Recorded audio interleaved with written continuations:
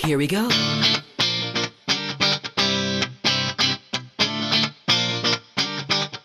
Let me lift you up. We'll go right to the top. Let the sun come up. Together we can fly. All our hearts collide. Stay here by my side. I say we jump, we fly, we reach out to the sky. And it goes on and on and on and on and on. And we go on and on and on and on. And it goes on and on and on and on and on. And we go on and on and on and on. We're gonna fly high, be alive. Yeah. We're gonna fly high, be alive. We're gonna fly high, be alive.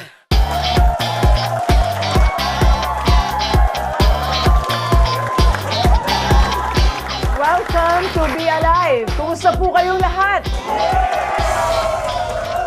Teka muna, tita. Nasaan na si Ana? Andito! Ay nako, ganun tayo kamahal ng audience natin. Maraming salamat po sa pagtangkilig nyo sa show namin. Sa inyo na si Ana! Today, we want to ask you to give life a chance. Ang mga bata po, ang mga anak natin, they are the hope of our future. Responsibilidad po natin ang maalagaan ang kalusugan nila at mabigyan ng magandang kinabukasan. Ipapakilala po namin sa inyo si Nicole, isang batang may leukemia po siya, at si Dr. Salindon, ang doktor na nagmamahal, nag-aaruga sa kanya. Diyan ka na ba, Ana? Roll VTR!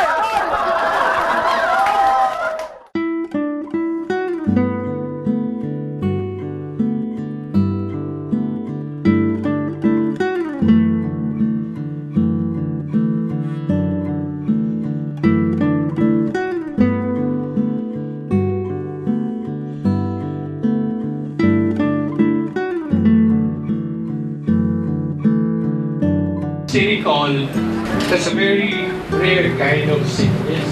Yung body niya is not producing platelets. The first time we saw Nicole, platelet niya is only one. The only time we did blood transfusion was only one time. And we have not done anything yet. The only thing that keeping Nicole alive now is laminine. Ang platelet ni Nicole now is 46. Wow! Pero kung makikita niyo si Nicole, parang walang sakit yan. Pag nasa clinic yan, masaya, tawa ng tawa, playing with the patients. No? It was the grace of Miss Susan, no? Sinusuplayan niya si Nicole ng laminate. Nicole still has a lot of things to do, pero every week comes to the clinic, no? We pump in a lot of vitamins, no? We give him enough of the things that we have, ano may bibigay namin. What we're doing now is trying to remove most of the toxins we know that's still there in the body. So we're doing, every time she goes to the clinic, we're doing a chelation therapy for her. No, siguro we expect that the body to have full production for platelets siguro probably in a 6 months time. Once we remove all the toxins and stimulate all the bone marrow, stem cells, and that's the time we will see Nicole na have a normal count for platelets.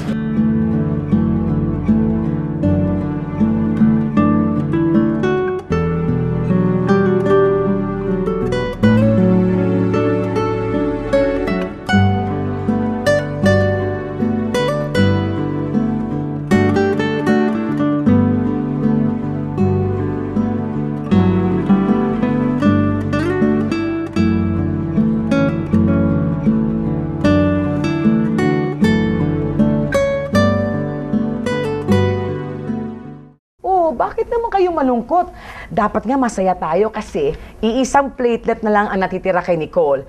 Nung pinainom siya ng laminine, 46 platelets na. Kaya dapat masaya tayong lahat, di ba? Be Alive, we'll be right back. We're gonna fly.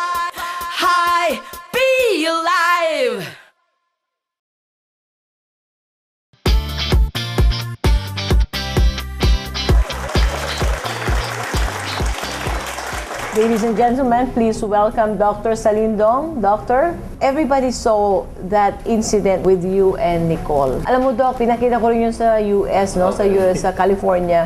And actually, even Dr. Escalan was so touched. Okay. And nakikita ko sa mata niya, nangingilid din yung luha. Usually, doctors don't really get affected na kasi nakikita nyo everyday mga traumatic situations. Kaano nyo na po katagal na inalagaan si Nicole? Nicole has been with us for less than 2 months. No? It was Miss Susan who sent Nicole over sa clinic. Then when we saw her, no, ang platelet was really low. No, hindi nga kami makapaniwala nung may nabubuhay pa pala. This is the first time I saw a child with ang platelet is 1. Wow. No, wala kang maniwala kasi hindi ko rin alam kung ano yung gagawin ko eh. Pero sabi ko nga, no, I had Laminine with Mina noon eh. No, so sabi ko, walang ibang choice but really to put her on Laminine. No, so that's what we did. No? So we started with Laminine and we combine other natural treatment. Now we do chelation, we do heavy metal detox. No? So these are the things that we do. After about 2 weeks of that, no, we also did 1 blood transfusion kay Nicole. Yung sakit kasi ni Nicole, it's called the idiopathic thrombocytopenia purpura. It's a very rare kind of disease. Malalim yun. Especially afflicted mga bata. Statistics shows about 1 is to 20,000. Kaya nga, that's the reason why it's called idiopathic. Idiopathic means we do not know the cause. Wow. So, sa medicine, kung hindi mo alam ang dahilan, walang treatment. No, tama. And that's always the problem with us, no, sa pagdating sa mainstream medicine. But the way we treat it is we treat it like leukemia. Nicole has about 8 cycles of chemotherapy. Just imagine, and the medicine that was used to her is a kind of alkaloid which basically destroys the bone marrow. Oh my goodness. So it destroys your red blood cells, it destroys your white blood cells, and it also destroys your platelets. How were you able to raise the platelets from 1 to, I think, 46. With this kind of condition, there are levels na tinatawag, no? Less than 10,000 is a critical level. She can die anytime. And ang gusto namin level, at least mga 50,000 eh. May lagay namin siya sa 50,000, medyo stable na yan, no? And then we try to find out what's really causing the problem, and then hopefully na we go put it back into the normal. Ang normal for this child is about 300,000. So we still have a long way to go.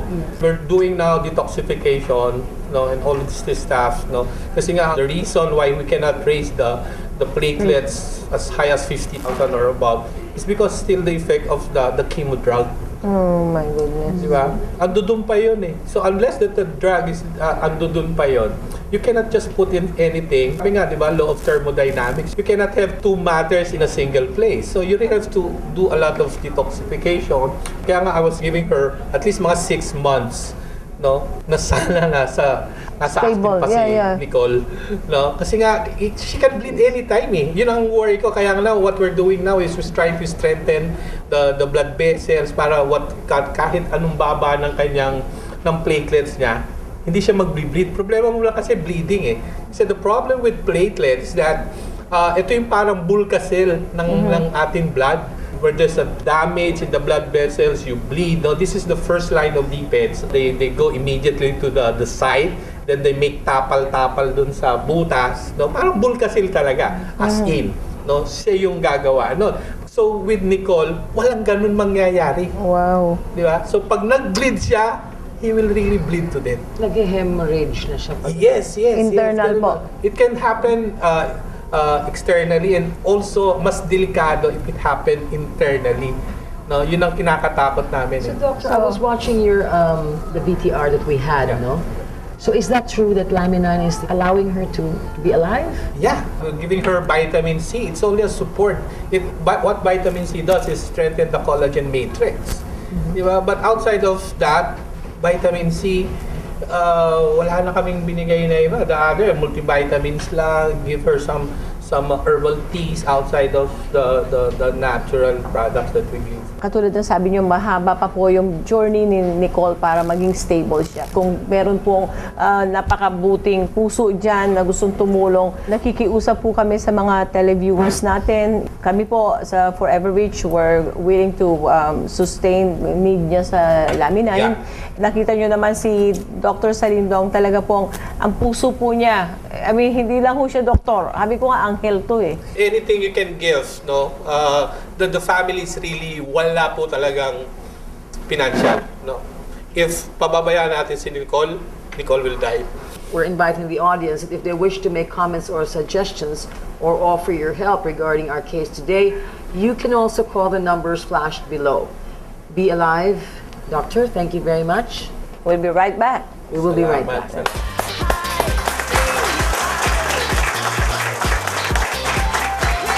Fly high, be alive.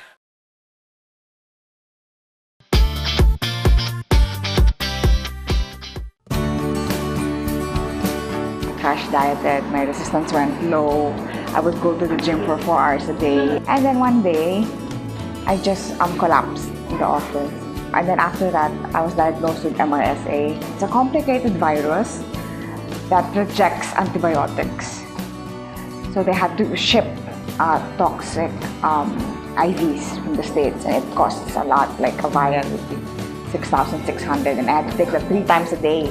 And then it spread into the heart and my lungs, my liver. I had sepsis, and then there's a lot of complications. And then I wasn't getting better. They had me even tested for HIV and all that, only to find out that it was MRSA. When I was admitted to the hospital, I couldn't breathe. And I was hallucinating. I thought I was in prison. I removed my IVs. I said, no, I cannot be. I have work. And I had already tubes here to extract things from my lungs, pus and all. It was up to here, and then I had tubes, and I couldn't move. To the nurses, I was crying because I felt that I wasn't getting well. I was there for 3 weeks, and every day, there would be people dying, and I'm dying already. But they said, no, people get it worse, you know. I stayed about 3 months in the hospital. When I was home, I found out through Tita Tony that Louie, my uncle, he had cancer, and then he took Laminine. He was spitting out, coughing out blood. So they told me, Michael, you have to take this. True enough, I was fragile that time. They told me to try it out. So the diagnosis of the doctor was 6 months to get well. When I took Laminine, I was balding. I had bald spots here because of the toxic IVs. And then 2 days only after taking it, my dosage was 3. My hair stopped falling completely. And then I started breathing well before I had shortness of breath.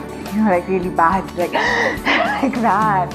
I got better, and I'm maintaining now because I saw the effects right away, and I'm happy.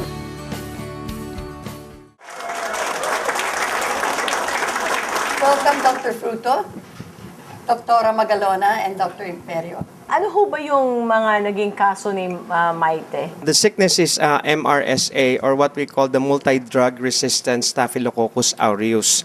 And it develops because of the constant use of 3 factors. Number 1 is the constant use of antibiotics, and then generic drugs, and then lastly is yung mga dislike tablets.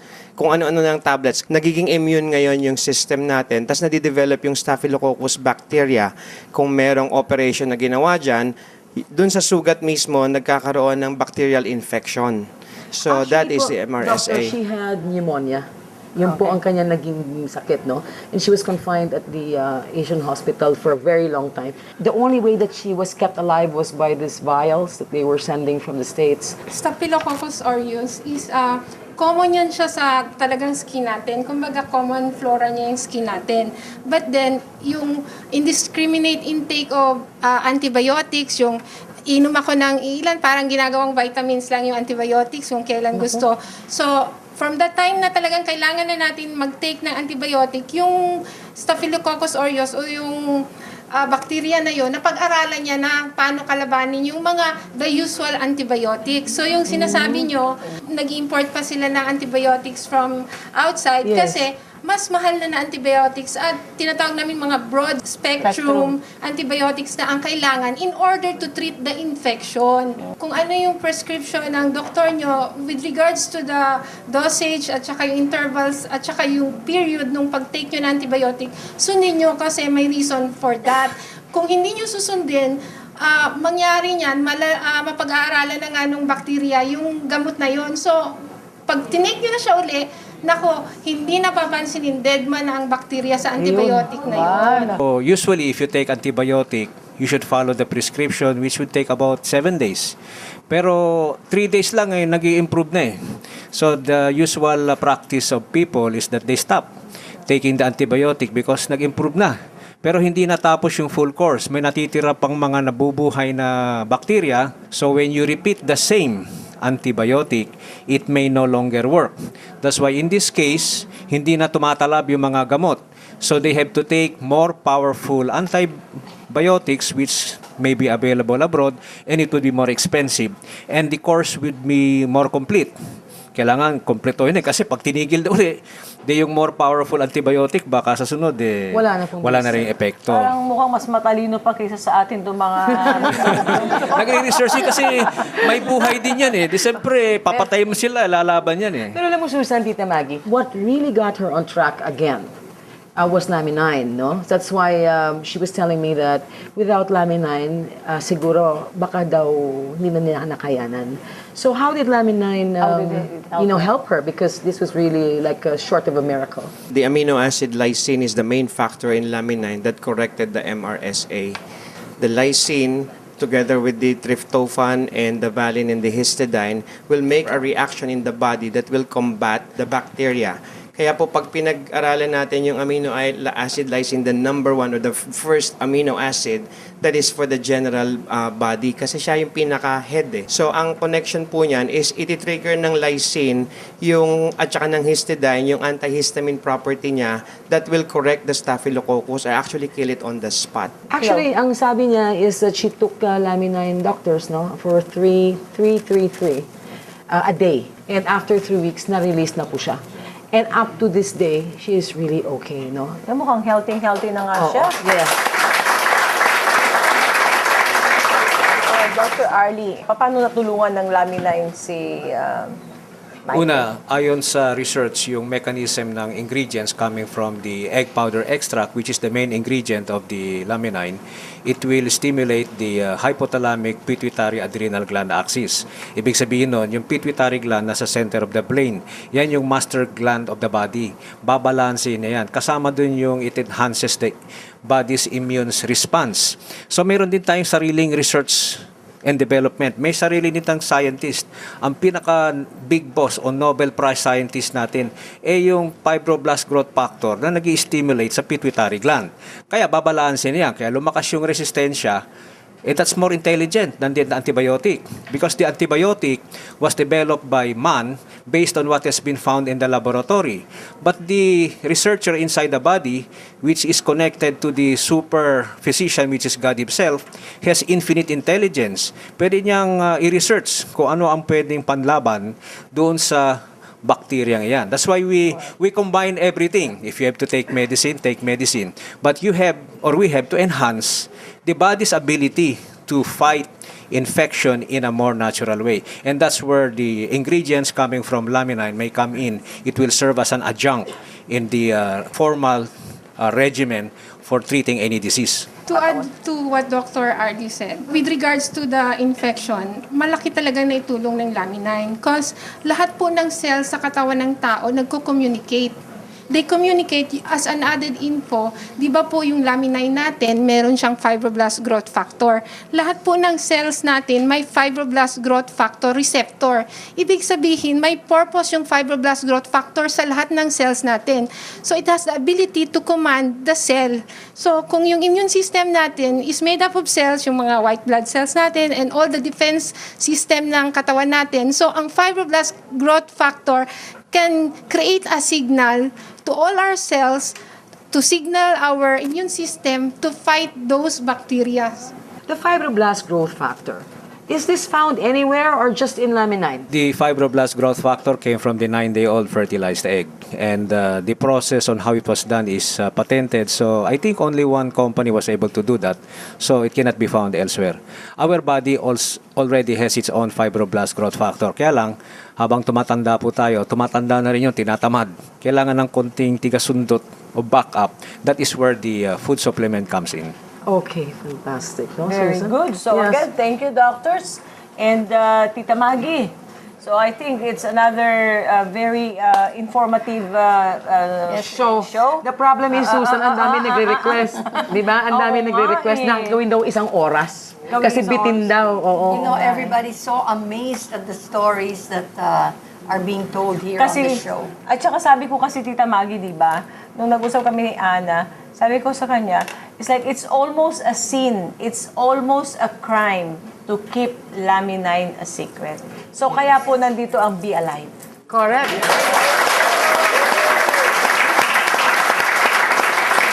Well, anyway, ladies and gentlemen, we have Maite Calero in the audience. She's over there. Thank you very much, Maite. Babalik po kami. Don't go away.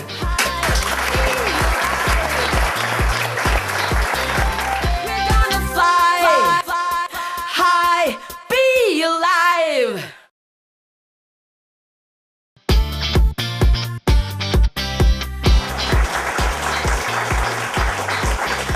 Today we have a special guest, Mr. Olan Ignacio. Well, Olan, thank you for coming here, and I know you'll be sharing with our televiewers your success story and the many stories we have on our advocacy to touch Filipino lives. Oo nga, Ma'am Susan. Naalala ko nung nagsimula pa lang tayo, talagang na-inlove ako when it comes your passion about sa Pilipino, paano matutulungan. Marami na lang tayong nilakbayang paghihirap, pero natutuwa ako sa ngayon marami tayong natulungan, hindi lamang gumaling, maging sa financial aspect. Oo nga, Olan. Alam mo, natutuwa talaga ako sa'yo dahil nakikita ko na naiintindihan mo yung passion ko. Ang pagkakaiba lang natin, mistisa ako, ikaw. Moreno. Moreno? At saka syempre babae ako. Barako. Barako. Ano ba yung sabi mo? Gabriela Silang. May pusong Melchora Aquino. Ayun. At lalo pang nakakatuwa, yung nakikita natin yung resulta ng ginagawa at sakripisyo natin. Yeah, naalala ko nun, Ma'am Susan, problema ko nun, during that time, I was financially unstable. Meron akong solid asset, pero when it comes to liquidity, wala. Naalala ko, sinanla ko pa sa'yo ang aking bracelet, dala ko ngayon. And then, during that time, pati yung tuta ko na pinangalanan mong mouse na ibenta ko po sa inyo. Maganda ho ron, ginamit ko po yan para sa capitalization o para po panustos dun sa mga pangangailangan namin to do the business. Ayun.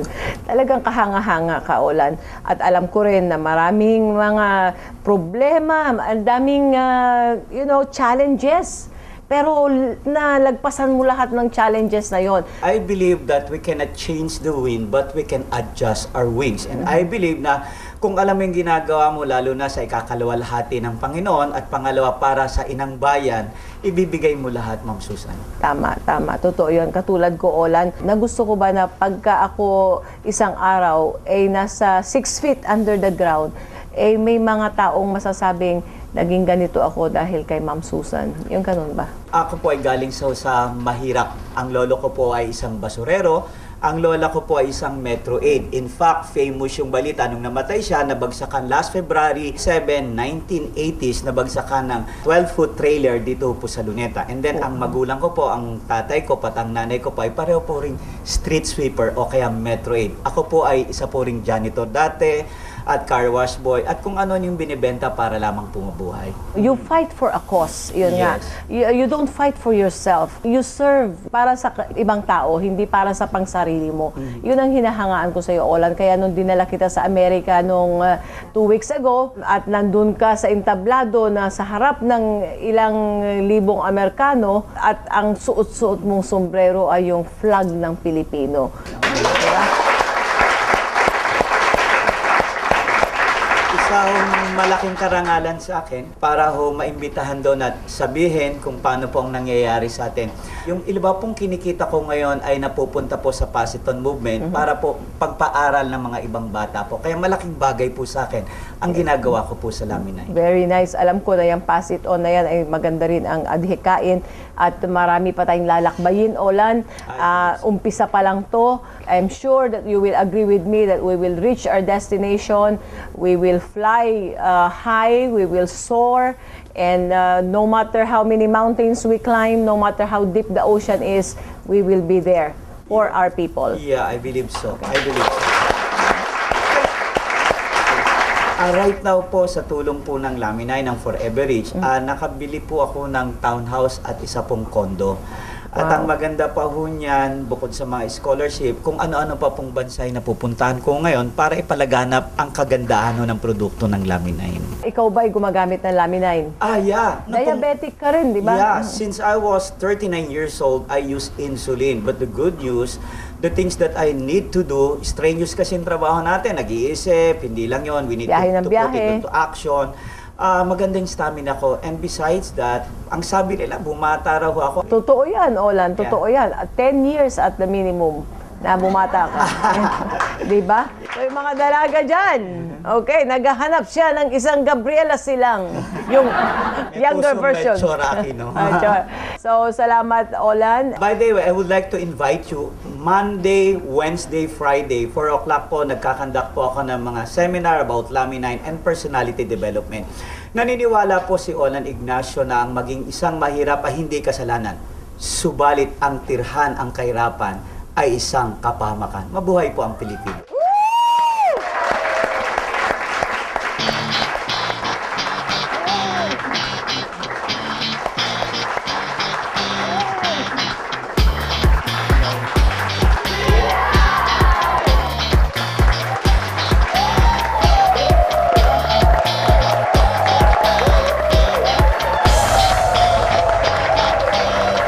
Be Alive would like to thank the following: